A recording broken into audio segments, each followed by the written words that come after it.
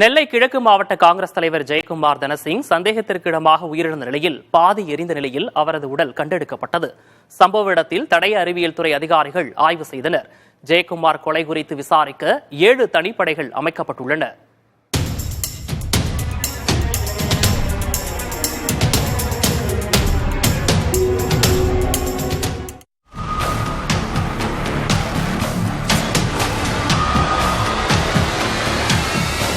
நெல்லை கிழக்கு மாவட்ட காங்கிரஸ் தலைவராக 3 ஆண்டுகளுக்கு மேலாக பதவி வகித்து வந்தவர் KPK ஜெயக்குமார். இவர் திசையன்விளை அடுத்த கரைசுத்துப்புதூர் பகுதியைச் சேர்ந்தவர்.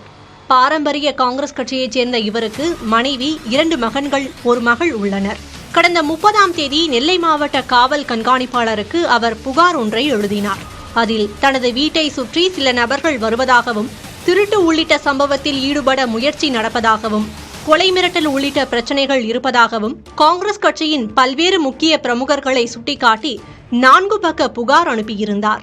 இந்நிலையில் கடந்த 2ஆம் தேதி இரவு முதல் தனது தந்தையை காணவில்லை என உபரி காவல் நிலையத்தில் ஜெயக்குமார் மகன் கருத்தையா ஜெஃப்ரின் புகார் அளித்தார். அதன் அடிப்படையில் உவரி காவல்துறையினர் வழக்கு பதிவு செய்து விசாரணை நடத்தியதுடன் 3 தனிப்படைகள் அமைத்து கண்காணிப்பு பணிகளையும் மேற்கொண்டனர். இந்த சூழலில் கரைசுத்துப்புதூரில் உள்ள ஜெயக்குமார் இல்லத்திற்கு பின்புறம் 100 மீட்டர் தொலைவில் அமைந்துள்ள தோட்டத்தில் எரிந்த நிலையில் உடல் ஒன்று இருப்பதை கண்ட சிலர் காவல்துறைக்கும் ஜெயக்குமார் குடும்பத்துக்கும் தகவல் அளித்துள்ளனர். அந்த உடல் ஜெயக்குமார் என்று உறுதி செய்யப்பட்ட நிலையில் உடற்கூறாய்வுக்கு அனுப்பப்பட்டது.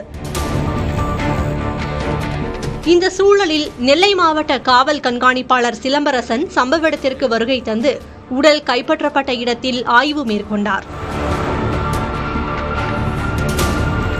ஜெயக்குமார் அனுப்பியதாக கூறப்படும் கடிதம் கிடைக்கவில்லை என்றும், அவர் காணாமல் போனதாக புகார் அளித்த போதுதான் அந்த கடிதம் தரப்பட்டதாகவும் நெல்லை மாவட்ட SP சிலம்பரசன் தெரிவித்தார்.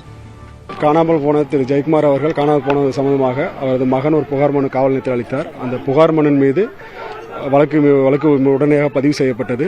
புகார் மனு கொடுத்த பிறகு அவர் எழுதியதாக சொல்லப்படும் ஒரு கடிதத்தையும் அவர் கொடுத்தார். அந்த மாவட்ட காவல் கண்காணிப்பாளருக்கு அட்ரஸ் செய்யப்பட்ட கடிதத்தை கொடுத்தார். அது கொடுத்தவுடன் நேற்று இரவே 3 தனிப்படைகளை இமீடியட்டாக அமைச்சு இமீடியட்டாக புலனாய்வு நடவடிக்கைகள் மேற்கொள்ளப்பட்டது. அவரை கண்டுபிடிக்கும் நடவடிக்கைகள் மேற்கொள்ளப்பட்டது. அதன் தொடர்ச்சியாக இன்று அவருடைய தோட்டத்தில் ஒரு எரிந்த நிலையில் ஒரு உடல் காணப்பட்டது. அது காணாமல் போன திரு ஜெயக்குமாரோட உடல் என்று தெரிய வந்ததன் பேரில் இப்போ மேற்கொண்டு புலனாய்வு நடைபெற்று வருகிறது. இல்ல வரல. அவர் இங்கதான் அவரோட ஆபீஸ்ல தான் இருந்தது. நேத்து தான் அவரோட உதவியாளர் நேற்று மாலை தான் வந்து எடுத்து அதுக்கப்புறம் தான் வந்து காவல் நிலையத்தில் புகார் கொடுத்தாங்க.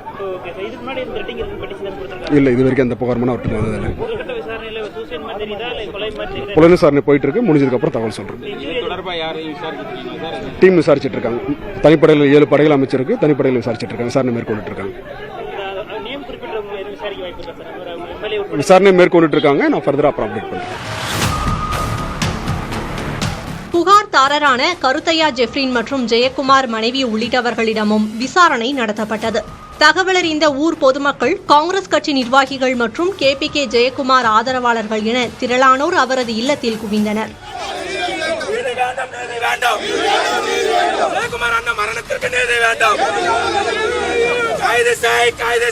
நேரத்துல இருந்து நாங்க இது பண்ணிட்டு போனை சுவிட்ச் ஆஃப் பண்ணோன்னே நாங்க தேடிக்கிட்டே தான் இருக்கிறோம். ஃபோன் ஆனால் இதுன்னு அண்ணனுக்கு யாரெல்லாம் தெரிஞ்சவங்க அவ்வளோருக்குமே ஃபோன் பண்ணி நேற்று காவல்துறை உதவியோட எங்கே யாரெல்லாம் பார்க்கணுமோ அதெல்லாம் பார்த்து அவங்களும் கூட சேர்ந்து அலைஞ்சாங்க. காலையில் 6 மணி வரை அவங்க இங்கே ரவுண்ட் அடித்து வந்தாங்க.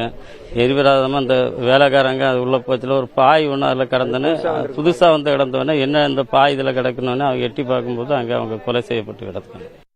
அண்ணன் ஜெயக்குமாரன் கூட கிட்டத்தட்ட ஒரு 20 ஆண்டுகளாக நான் பயணிச்சுக்கிட்டு இருக்கிறேன்.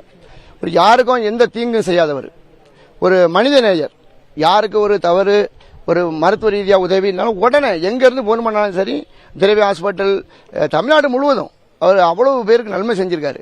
அப்படிப்பட்ட இவருக்கு இப்படி ஒரு சம்பவம் மறக்க முடியல, எங்களால் நம்ப முடியல.